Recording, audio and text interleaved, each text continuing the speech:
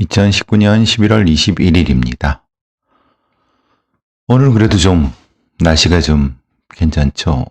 어제보다는 조금씩 풀린 것 같은데, 물론 이거는 서울 중심 얘기고, 물론 온도가 이제 북쪽이 조금 더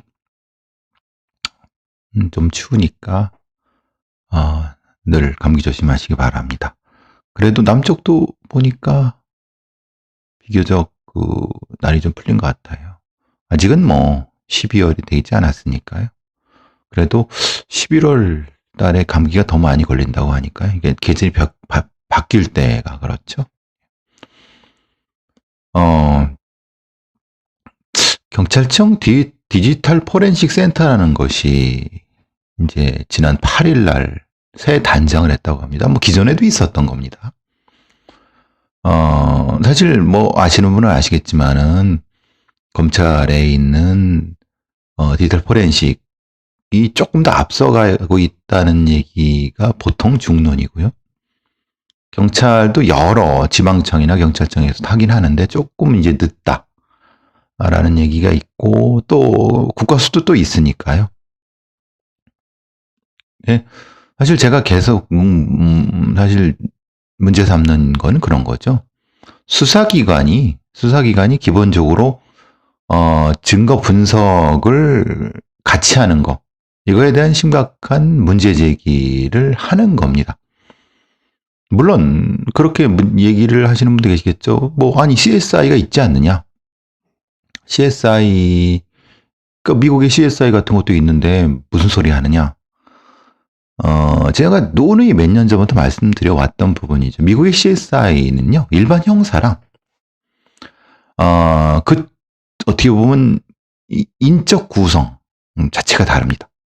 잘 보시면 아시겠지만은, 그러니까 일반 형사들과 조직 자체가 다르죠. 그러니까 일반 형사들은 디텍티브라고 해서 우리가 지금 말하는 형사들 계급이라든가 아니면 그 조직으로 운영되는 거고, 그 옆에 있는 CSI 요원들은 일종의 반공무원 형태 같아요.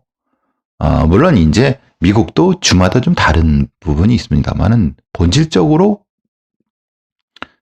추구하는 방식은 수사와 증거 분석은 기본적으로 분리해야 된다. 즉, 수사를 하는 사람이 바로 증거 분석과 같은 사람이면은 이거는 상당히 심각한 문제를 가지고 있다. 왜냐하면 다시 말씀드리지만 증거 분석에 따라 수사를 하는 것이 아니라, 원래 그래야 되죠. 그런데 수사를 하다가 수사에 맞게 증거 분석이 맞춰지는 형식이 된다는 겁니다. 이거는 수사와 기소도 마찬가지입니다. 우리가 수사를 한 대로 기소를 할 것 같은데요. 지금 조국 사태 같은 거 보세요. 기소하는 방향으로 수사가 이루어집니다. 이게 사실 앞으로 치나 뒤로 치나 뭐 별 차이 없다라고는 천만의 말씀입니다. 그래서 미국이나 아니면 서구 이 발달된 형사사법 체계 발달된 데에서는 아주 기본적으로 수사와 기소를 분리하는 이유가 있습니다. 그리고 저는 거기에 더 합쳐서 수사 증거 분석과 수사가 분리돼야 된다고 보는 겁니다. 근데 우리나라의 검찰은 수사와 기소와 증거 분석을 다 같이 해버려요. 그건 심각한 문제가 있는 겁니다. 이건 말도 안 되는 조직인 거죠. 그런데 또 하고 있죠. 그러니까 상당히 심각한 문제를 하고 있지 않습니까? 어쨌든 그건 뭐 검찰 얘기고, 그건 제가 지난번에 다시 말씀드린 바가 있고요. 경찰도 그거를 본따 갖고 지금 이제 이 경찰청 북간에 위치한 디지털 포렌식 센터를 새 단장을 했다고 합니다. 원래는 아마도 한 10평 정도 있었다고 봅니다. 그래서 원래 있었던 건 모바일 분석실, 클립룸, 물리볼구실, 이렇게 그 기능별로 이렇게 분리했던 10평 정도였던 거를, 이거는 획득실, 참여실, 접수 전처리실, 증거 보관실, 이렇게 해서 한 47평, 한 50평 되죠. 이게 왜 중요했냐면요. 사실 증거 분석은 엄격한 체인 오브 커스터디, 증거 무결성이 있어야 됩니다. 즉, 어떤 A란 증거가 들어왔어요. 예를 들면은 어떤 휴대폰이라든가 아니면은 USB가 들어왔어요. 그럼 그것이 처음에 증거가 들어와서 됐을 때 훼손되면 안 되잖아요. 그러니까 접수, 전처리가 필요한 거예요.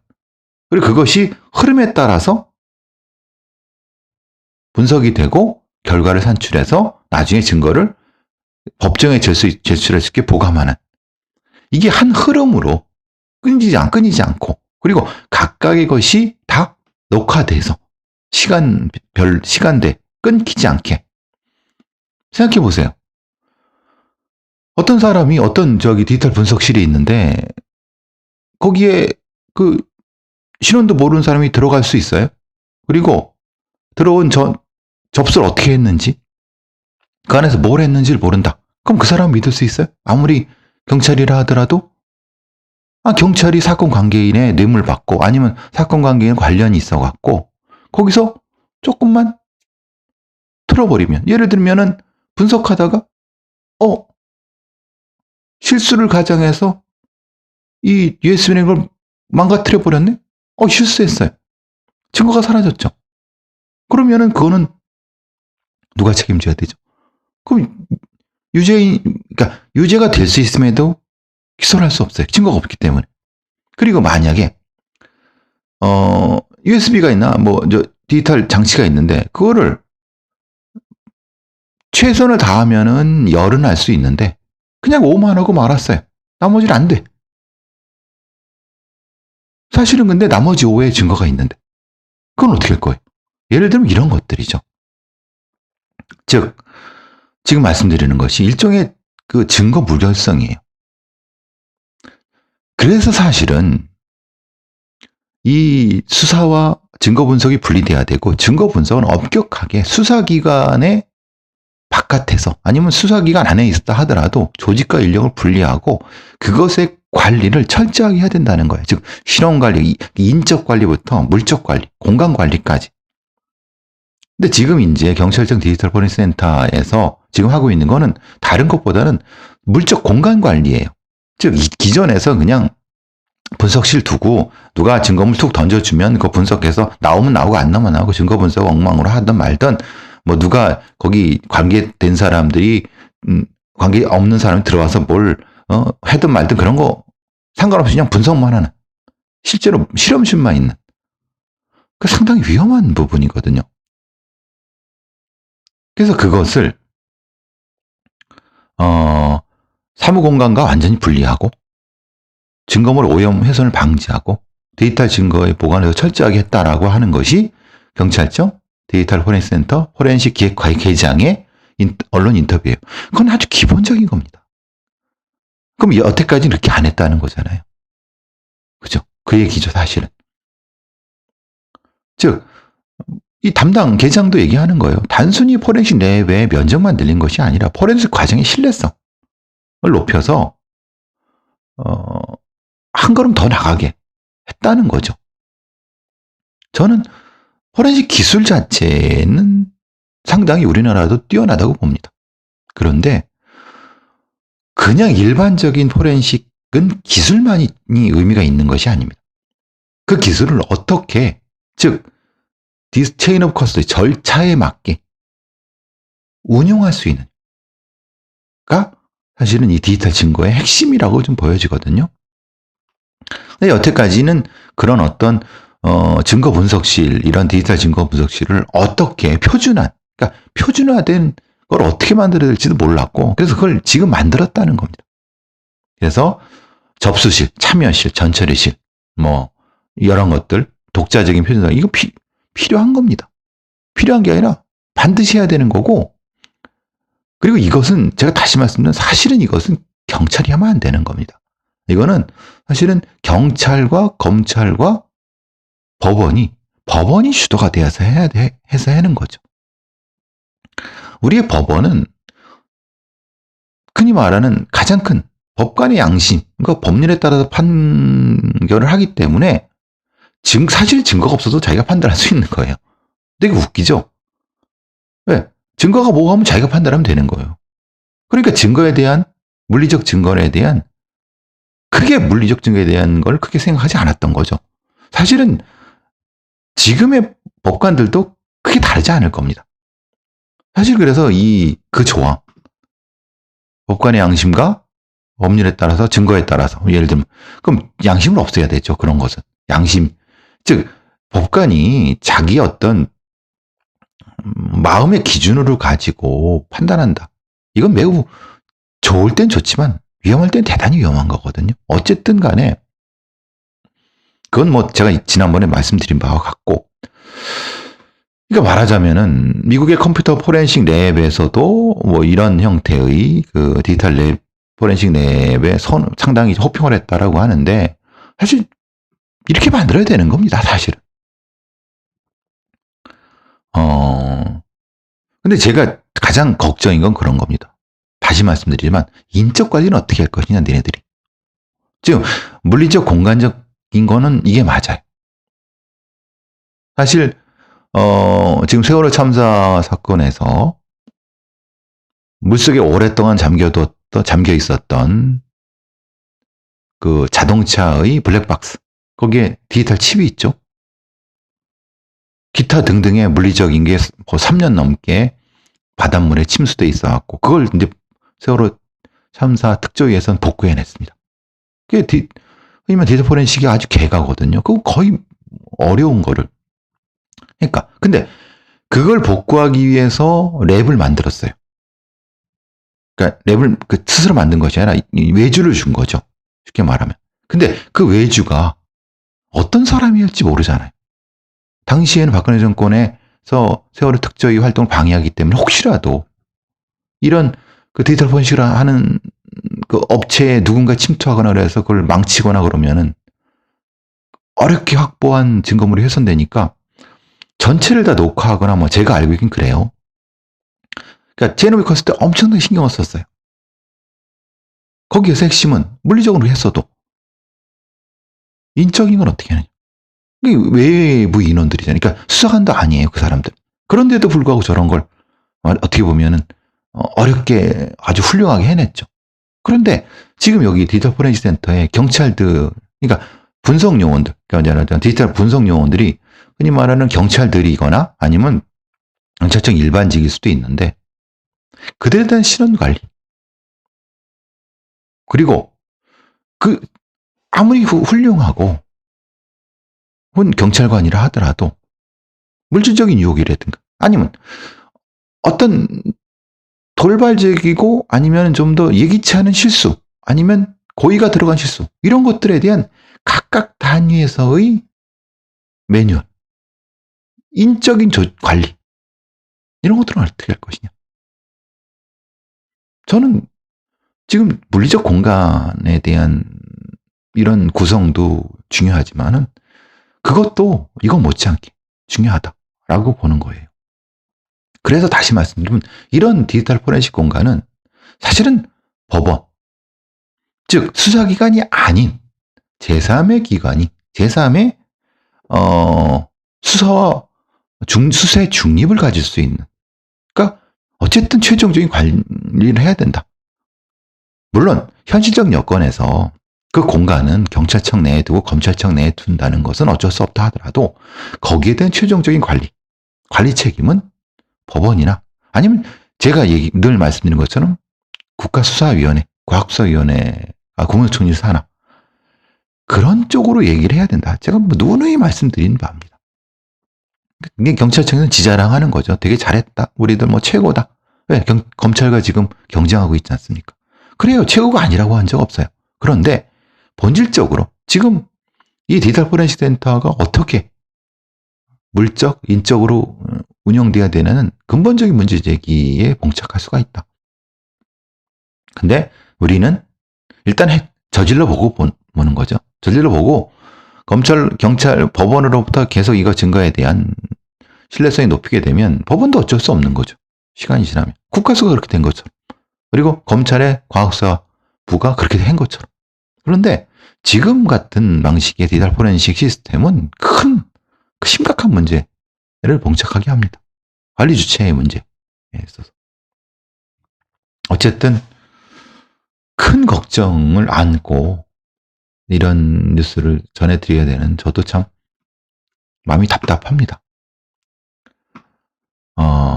또 뉴스 하나가 좀 크게 터진 게 나온 게 뭐 크게 큰 건 아니지만 경찰위원회에서는 지난 4일에 인사운영 개정안이 의결됐는데 그건 뭐냐면 경찰은 성폭행, 성희롱 등 성관계 문제를 일으킨 직원을 여성 청소년 수사에서 배제한다 라고 합니다. 경찰위원회는 성비위자의 관련 수사부서 배제 규정 신설, 인사운영 규칙 개정을 의결했다고 밝혔습니다. 14일부터 개정. 예를 들면은 성폭력 범죄 등을 징계처분을 받은 경찰관은 이거는 징계처분을 받았기 때문에 어쨌든 문제가 있는 거예요. 문제가 있는 경찰관이에요. 여성 청소년 수사부서에 배제한다. 지구대나 파출소에도 기준이 적용된다. 라고 하는 거예요.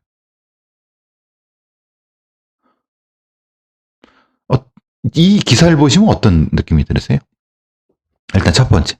그럼 여태까지는 성비위가 있는 사람을 계속 여성 청소년 관련 수사부서에 썼구나. 그 기가 막힌 결론이 나오는 거죠. 여태까지. 그죠? 되게 웃기죠? 웃기고 황당하죠? 생각해보세요. 지금 이제 성범죄 피해자, 성범죄, 성범죄 피해자 아이들, 이런 거 수사하는데, 지가 성범죄와 관련된 걸로 징계받은 수사관이 그걸 수사하는 거예요. 해왔던 거예요.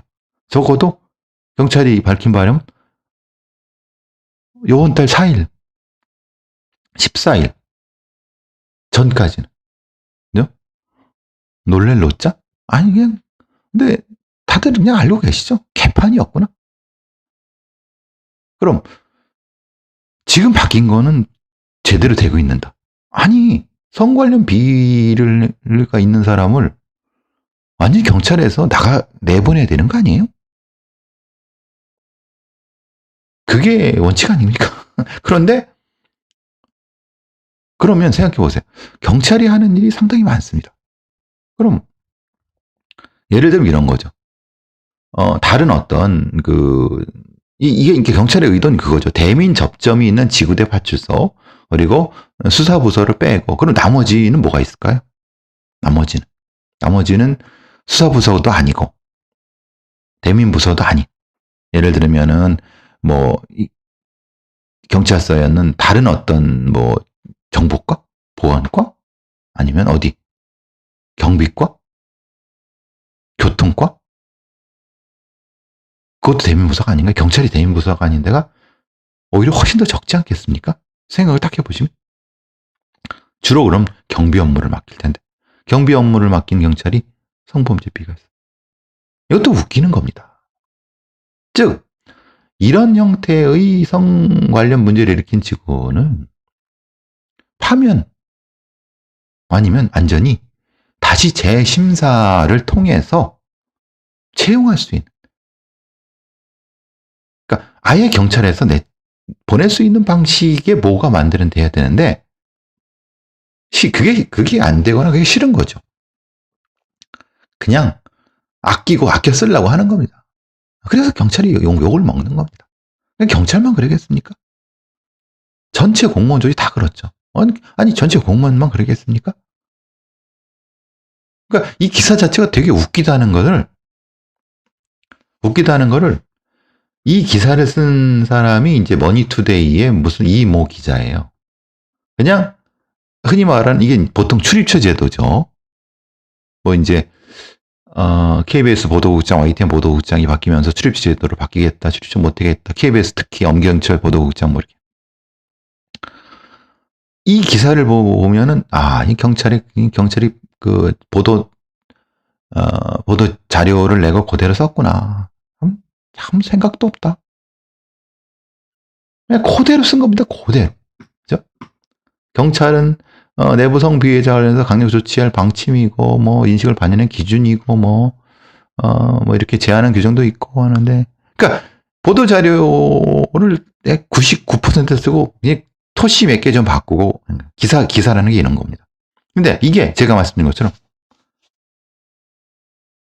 이 조치가 왜 이렇게 됐고 또 생각해 볼 점도 뭐고 이런 거. 단 1도 생각을 안 한다는 기자라는 그 소위 배워서 이 우리 사회 여론을 이끌어간다는 사람들이 그런 생각을 안 한다는 거예요. 그 물론 이런 기사도 내지 않는 언론사도 더 많죠. 그죠? 기사의 중요도가 뭔지도 모르고 기사를 내도 그냥 그래서 제가 발라주는 기사. 경찰 발라주는. 검찰은 얼마나 더 심합니까? 검찰 발라주는 기사. 그죠?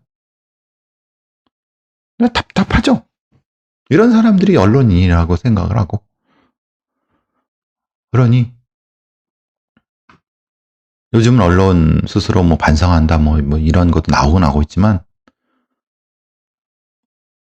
사법기관 개혁, 검찰 개혁, 경찰 개혁 왜 선행해야 되는 것이 언론 개혁. 너무나도 답답한 거죠. 경찰에서 변호인 조력권을 보장한다고 또 똑같은 얘기가 나오는 거죠. 연합뉴스에서. 그래서 이런 겁니다. 그러니까 경찰한테 조사를 받을 때 옆에 이제 변호인은 여태까지 어떻게 했겠습니까? 참여 못했어요. 이제 어떻게 하겠다는 거냐면 그 조사받는 이게 이제 말하자면 조사받는 사람의 사건 관계인이라고 합니다. 그 사건 관계인이라고 하는 것은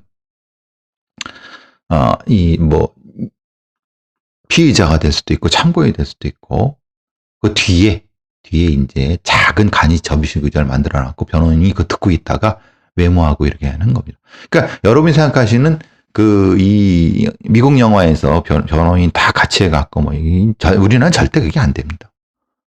아무 얘기 못하게 합니다. 변호인한테. 뒤에서 듣고 문제 있는 거 잠깐 조금만 조언해 줄 수 있는 정도. 그것도 된 지도 얼마 안 됩니다. 그 변호인 자체를 못 오게 했으니까요. 여태까지는 어떤 그 사건을 진행하면은 변호인한테 통보도 안 해줬어요. 그러니까 대단히 불친절하죠. 알아서 하라는 겁니다. 우리가 알아서 할 테니까.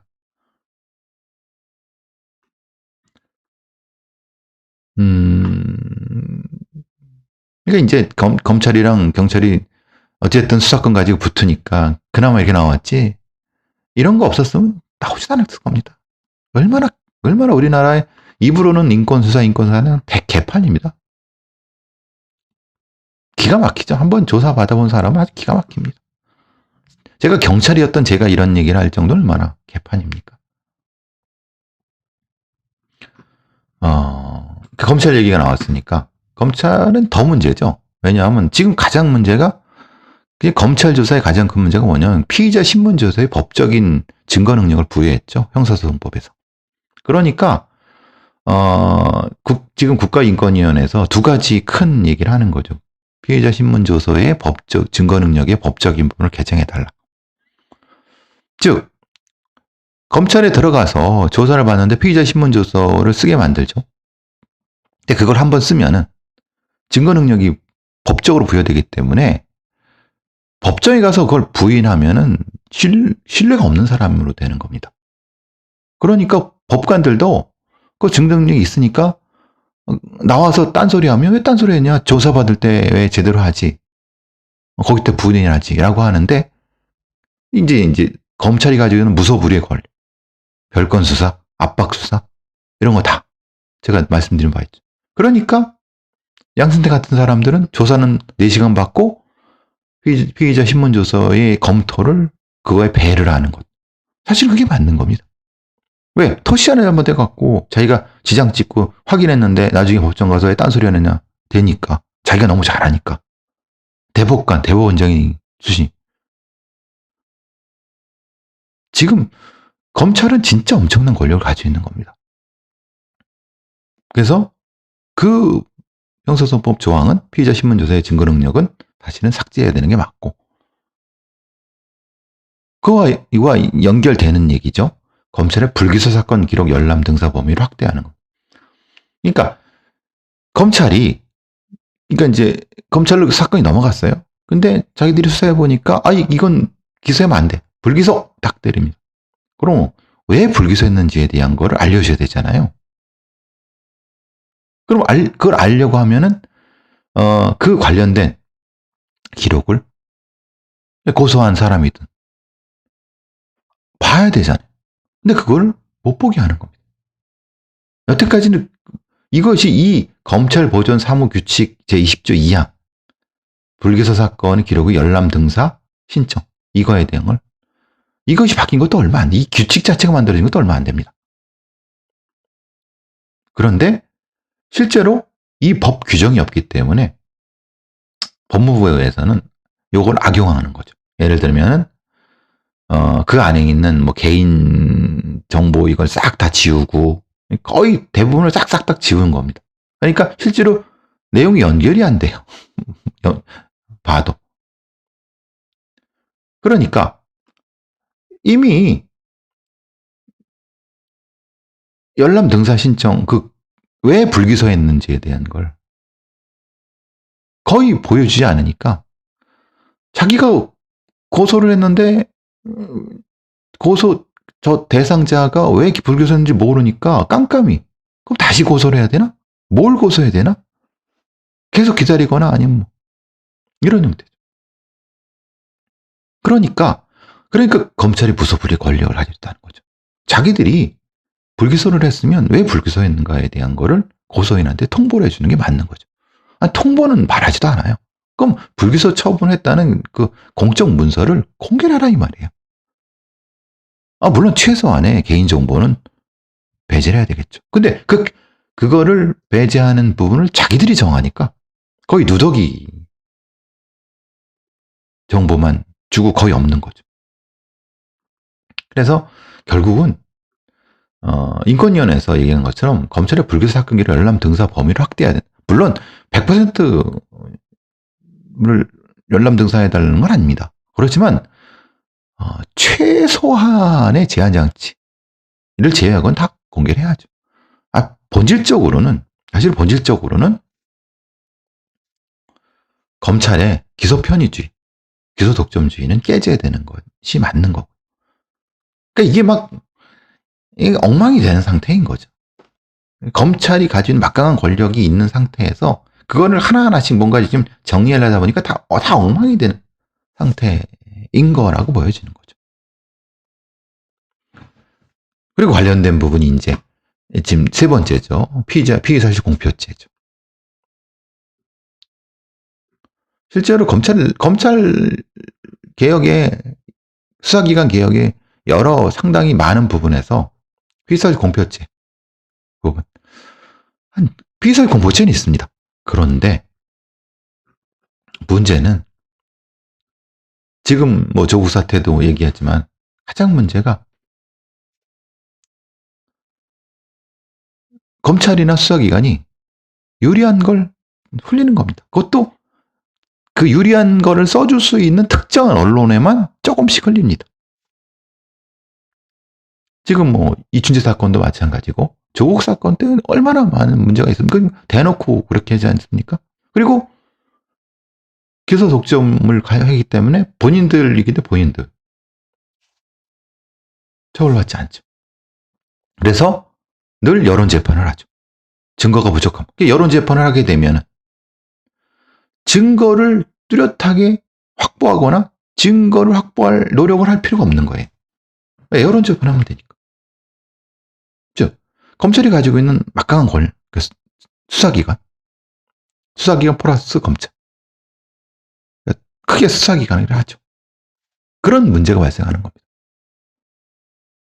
증거를 열심히 찾을 필요 없이 여론을 우호적으로 바꿔갖고 영장도 받아내고 압박 수사할 수 있게 해두고 구속시켜놓고 거기에 맞춰서 재판을 해서 판사들의 선입견을 유도해서 유죄를 받아. 그러면 다시 거꾸로 가면 왜 열심히 증거를 분석하고 증거를 찾으려는 동력이 없는 거죠. 거기에 플러스 피의자 신문서에 증거 능력도 있어. 그러니까 불러다가 별건 수사한다고 압박해서 자수서 쓰게 만들면은 증거가 필요 없죠. 이런 악순환이 계속되는. 그걸 그대로 받아 하는 게 경찰. 이런 엉망인 상태가 된다는 겁니다. 지금 말씀드린 몇 가지. 피의자 신문 조서의 증거 능력, 불기소 사실 처분에 대한 그 등사 열람 범위, 그리고 피의자 사실 공표. 이건 다 검찰의 기소 속점, 기소 편의와 관련된 부분이고 수사기관 개혁과 핵심적인 부분입니다. 거기에 이제 가장 가속도를 도는 게 디지털 포렌식 섹터를 검찰 내부, 경찰 내부에, 수사기관 내부에 두면서 영장을 포괄적으로 받아서 영장을 포괄적으로 받으면요. 여러분 가지고 있는 디지털 기기를 영장을 받아서 하면요. 원래 범죄와 관련된 걸 디지털 포렌식만 하는 것이 아니라 그 외에 그걸 사실 구분하기 어렵잖아요. 하면은 여러분의 모든 정보를 수사기관이 가지고 있어요. 수사기관이 원하는 대로 얘기할 수밖에 없는 상황이 벌어질 수밖에 없어요. 그거를 판사들이 제어를 해줘야 되는데 판사들은 거기에 무관심하죠. 지금 이런 상황이 벌어진다는 거예요. 제가 지금 오늘 30분 동안 말씀드린 게 그 내용입니다. 심각히 우려되는 상황이죠. 자기들은 되게 잘했다고 하지만은 천만의 말씀. 이거는 수사기관이 폭주하는 겁니다. 그거를 제어해야 될 다른 어떤 제어 장치가 지금 없는 상태. 대단히 심각한 상황이에요. 좀 답답하죠? 저는 제 포지션은 이겁니다. 수사 관련된 이런 등등의 시스템에서 무엇이 문제인가를 끊임없이 우리 청취자들, 시청자들과 같이 논의할 것입니다. 그래서 공정한 수사, 인권 수사, 그리고 시민 중심의 이 법치가 갈 수 있게끔 노력하는 것. 이게 저의 포지션이라고 봅니다.